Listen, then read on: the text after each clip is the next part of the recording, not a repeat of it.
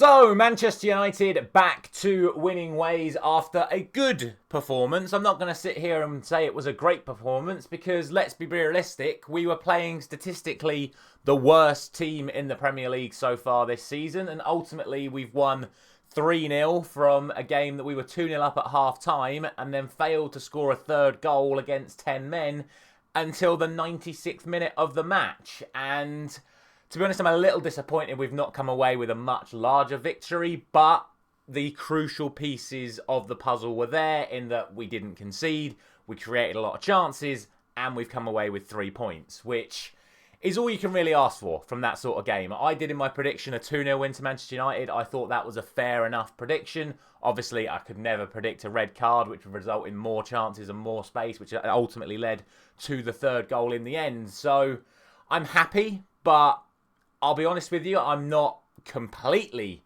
happy with what I saw yesterday. And to be honest, before Onana saved that penalty, I was very, very concerned about the performance that I was seeing because there was still a lot of defensive and midfield organisational issues that allowed Southampton to be the better team up until that penalty was awarded. There was a lot of disjointedness between the midfield and the defence and between the defenders themselves. And I don't know if they've got their communications down yet. I mean, I'm not being funny. You've got a lot of varied nationalities in that back line. You've got a Cameroonian goalkeeper, a Moroccan right back, a Dutch centre-back, an Argentinian centre-back, and a Portuguese left-back who should be playing at right-back. So the organisation problems, I think, were still there. That was evident on the chances that Southampton had early on in the game. It was obviously evident with the penalty that was given away as well. And it is still a little bit of a concern. And yes, when we bring Ugarte into this team full-time, that may help that because I think the decision to play Eriksen the way we played Eriksen didn't quite work out that well in that first half. But like I say, ultimately, we've got away with it. So we'll get to the purpose of why I've titled the video and put on the thumbnail that basically we've silenced the critics yesterday is because every single player that's been under scrutiny and the manager, every single person involved in the football club over the last 2 weeks that's been involved in heavy scrutiny has come in and put in a really good performance in yesterday's game. Onana did really well. De Ligt got man of the match. Casemiro came on and contributed with his moment for the assist for the Dalot to Garnacho. Rashford scored his goal. So all the players that were being targeted, all 4 players that have been targeted over the last 2 weeks have produced key moments in this match. And Erik ten Hag, at the end of the day, can sit there on a 3-0 victory saying that he got the plan right. And I'll start with Ten Hag because I was a bit surprised with the lineup, as I'm sure many of you were when we saw Christian Eriksen in that starting lineup. And for me, again, I think the issue with playing Christian Eriksen that deep is still evident in that he doesn't run around as much. And when you put him as the left side sitter on the same side as Rashford, you've got a situation where both of these players are not going to track back as efficiently as if you had Garnacho on the left wing, or if you had Casemiro at left CDM, or if you had Ugarte at left CDM, or if you had Toby Collier at left CDM. And what that means is that Dalot is left in a situation where he's got Diblin running at him and Sugawara running at him on the overlap. And that's where all those chances came in the first half for Southampton, bar the one from Walker-Peters on the right-hand side. But Dibbling was getting at Dalot early on. His chance was well saved by Onana. It was him that got in the box and won the penalty. And that was due to them being exposed by the lack of support from Eriksen and Rashford. And for me, that is down to Ten Hag picking that as the setup. I've said this before. If you're going to play Christian Eriksen, play him at number 10. That is where he's most influential. He can still drop in and get on the ball, but he is better at receiving, turning and playing quick passes left and right. He is more suited to the number 10. If you're going to do that, play Bruno as the deeper one because Bruno is committed enough to run around enough that he will get back and help out defensively. So for me, I thought that was a slight mistake. And that then also contributed to how poorly we were pressing at the start of the match as well. Zirkzee was putting some effort in. Bruno was putting some effort in. Ahmad at times was putting effort in. Mainu at times was putting effort in. But again, Eriksen and Rashford weren't really contributing. So again, you sort of had a half-hearted press or a semi-press, which meant it was actually easier for Southampton to get out because when the ones that were willing to run started running, they then played it into the spaces where the players that weren't running were. And that's why we struggled in that first half hour of the match. And obviously it ultimately led to that penalty, which is a clear-cut penalty. I'm not even going to try and defend that as a penalty. I absolutely loved Dallow's incredible defence to the referee, because you can read his lips. He goes, he flicked it past me, then fell over me. So it's a penalty then? Because under the rules, when someone pushes the ball past you, then goes over your challenge, that's a foul, right? It just made me laugh when I saw him say that. His literal excuse for why it wasn't a penalty was literally the definition of what a penalty is. So it was definitely a penalty. Whether or not it's inside or outside the box, you have to leave to the camera angles, and they decided it was, so I think it was. But the man with a lot of criticism his way, especially regarding penalties itself, with the whole thing he was doing in pre-season, Mr. Onana stood up and he saved the penalty from Archer, and it was a good save from the penalty, and he also had the awareness to get straight back up and save the rebound as well. And what that did is that unsettled Southampton. And credit to Manchester United, that is where we capitalised. Yes, we had a few half chances before that penalty, but the moment that penalty had been taken, we took control of the game, because Southampton's heads went when they missed, and we capitalised so well. Our counter-attacking was superb. Our link-up play, once we actually got on the ball in this match, was superb. And that's where you do have to give credit to Ten Hag for playing Eriksen, because his passing was on a much higher level than what we had seen from some of our other players recently. And there was a lot of aerial play as well. There was not these risky passes like narrowly through midfield from Eriksen like we were seeing from Casemiro against Liverpool. To be fair, there was a few from De Ligt and Martinez, but they timed when to do them, and they did them absolutely expertly. And that's where the chances started coming from. I say, even before the penalty, there were a couple of chances where I feel like we should have scored, and Zirkzee missed an absolute sitter, in my opinion, in that first half, but obviously more on him later. Ultimately, it then led to the situation where we got our opening goal.